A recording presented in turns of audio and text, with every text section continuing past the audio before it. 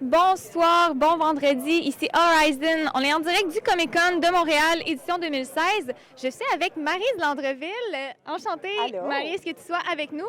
Donc, Maryse, tu es la coordonnatrice de la zone e-sport, Oui.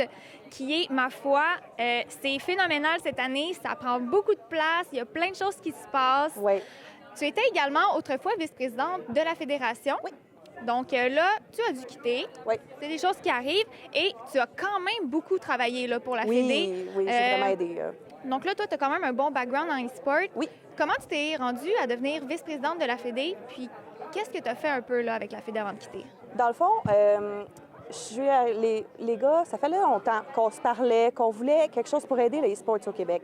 Parce qu'on voyait que, oui, il y a des événements, il y a des personnes, mais on a de la misère à tout mettre ensemble. C'est comme si on avait plein d'ingrédients de gâteau, mais qu'on n'arrivait pas à en faire un. Fait qu'on s'est dit, pourquoi pas créer une fédération, comme les autres organisations sportives qui sont gérées. On parle de canot-kayak, on parle de hockey, sont toutes gérées par des fédérations. Puis ça l'aide vraiment beaucoup. Moi, j'ai déjà travaillé dans le passé au Conseil québécois du loisir qui aidait justement à aider les fédérations. Fait que j'avais déjà un background comme ça. Puis je me suis dit, me semble une fédé, c'est ce qui vraiment irait bien au e-sports au Québec. Fait que pourquoi pas? Et c'est comme ça qu'avec Patrick, on a commencé à élaborer un peu, puis là, on a incorporé Léo, on a incorporé plein de monde, et c'est comme ça que la fédération est née. Puis là, tu dis, c'est ça, essayer de regrouper tous les éléments comme ça. Ça a été quoi un peu les premiers moves là, que vous avez dû faire parce que vous partiez de absolument rien? Oui.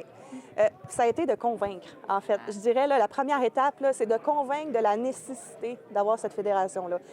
Tout le monde, on en parle, puis tout le monde dit ça manque un petit quelque chose. Il y a quelque chose de formel qui manque au e-sports. Et la Fédération prend ce rôle-là formel auprès des compagnies, auprès des ministères, auprès de l'Auto-Québec. Donc, avoir la Fédération va vraiment aider à ce niveau-là dans les instances administratives. Oui, la mission première de la Fédé, c'est d'aider et de soutenir les joueurs. Ça sera toujours ça. Ça ne peut pas changer. C'est la mission d'une fédération that's it. Mais en même temps, ça va aider aussi pour les gouvernements à prendre ça au sérieux parce qu'on sait que les lois gouvernementales sont en retard, là, puis que le Québec-Canada est en retard sur d'autres pays au niveau du e-sport. La Fédé va vraiment aider à mettre à jour tout ça. Génial. Là, tantôt, on a expliqué un peu sur la scène quelles étaient justement ces démarches-là que la Fédération a, ses rôles, ses chevaux de bataille, si on veut. Est-ce que toi, tu as une petite préférence? Est-ce que tu as un projet qui te tient particulièrement à cœur, qui est vraiment là, quelque chose pourquoi tu veux te battre encore plus que pour le reste? Les cyberespoirs, pour moi, c'est un projet que Patrick a commencé et qui est vraiment hyper intéressant. Les jeunes ont besoin de se sentir attachés à quelque chose.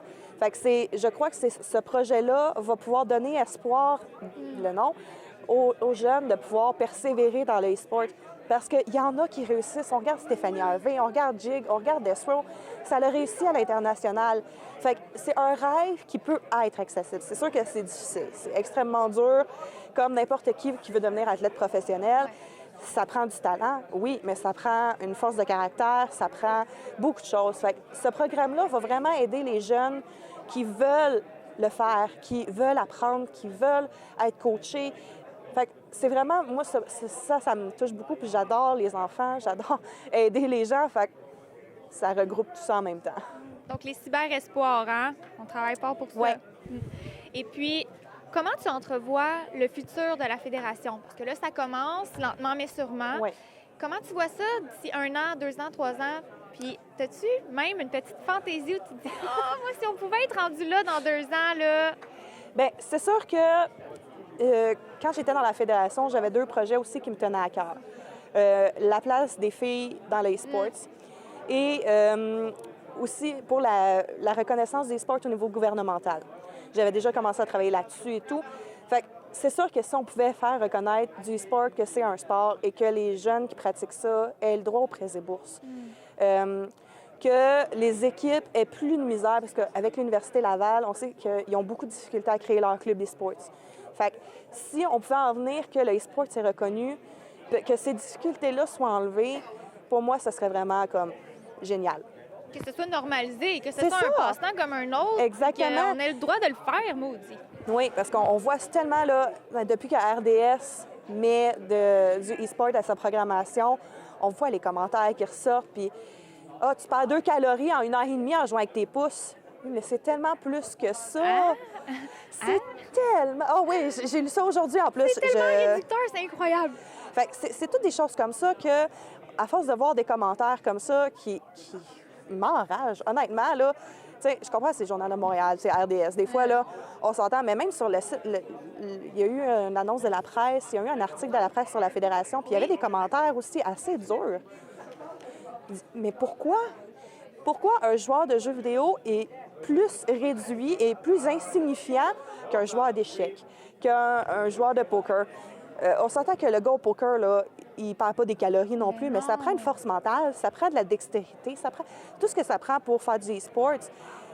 On regardait ça. J'ai fait beaucoup de conférences sur les e-sports ici au Comic-Con dans les dernières années, entre autres.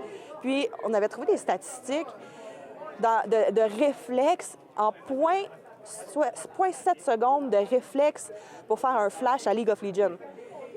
La décision, c'est comme ça. Fait que dans n'importe quel sport aussi, au hockey, ta décision est rapide à prendre.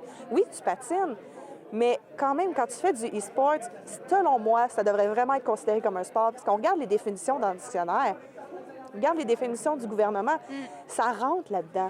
D'autant plus l'aspect de travail d'équipe et de communication, tout ça qui est...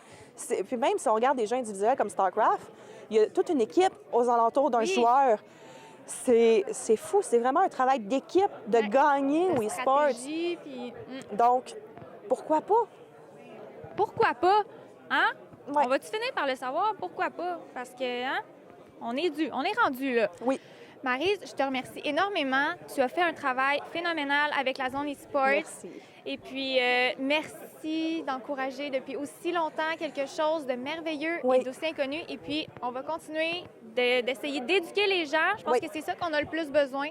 Éduquer les gens, démystifier le nébuleux et mystérieux e-sport. Les méchants joueurs de jeux vidéo, non. C'est pas comme ça que ça marche. Puis, dire que les filles, dans le e-sport, on est hot. Faut, parce que moi, c'est quelque chose qui me tient beaucoup à cœur. J'ai fait de la compétition, j'en ai eu des commentaires. Ça doit. Je regarde Stéphanie Harvey, les commentaires qu'elle a reçus, Levin Pink, la même chose. Tu sais, quand on game, se faire dire « retourne dans ta cuisine, va me faire un sandwich », ou des commentaires encore plus sexistes et sexuels. On me dit « Pourquoi nous autres, pourquoi c'est si différent ça que se faire battre par une fille, c'est tellement dégradant? » Non. Est-ce que tu as entendu, parce que tu es une joueuse d'Overwatch, oui. tu as entendu parler, j'imagine, de l'histoire de la jeune fille, c'est ça, la jeune fille, qui a dû... Qu'est-ce qu'elle a dû faire? Elle a dû prouver en ligne, avec des caméras, qu'elle ne trichait pas. Oui! Oh, ça se peut pas. Quand je suis tombée de ma chaise, quand j'ai lu ça, honnêtement, là, comment on en est venu là? C'est incroyable. On va prendre ça comme un beau compliment. Oui, bien oui, pour elle, c'est sûr que c'est le fun de voir. Non, je n'acquiesce pas, je suis vraiment naturelle. Mais on a beaucoup de travail au niveau des gamers, même des gars, de leur faire comprendre que, regarde, si tu te fais battre par une fille, tu te reprendras la prochaine fois. Oui, non. Exactement. Puis, regarde, elle a été meilleure que toi, ben deviens meilleure qu'elle. Ben, exactement. Oui, pourquoi pas? Voilà. Bien dit. Un gros merci encore, Maryse. Bien, merci à vous autres. Venez profiter du Comic-Con, venez profiter de la zone e-sport. C'est vraiment génial. Il y a des show-matchs qui se passent. On a des exhibitionnistes. Non, c'est pas ça que je voulais dire. Traduction de l'anglais. Oh boy! On a des booths. C'est vraiment génial. Venez faire un tour ici. Venez encourager le e-sport. Merci, Maryse. Bien, merci à vous. Puis il y a la finale d'Overwatch aussi qui a lieu dimanche à 12h30.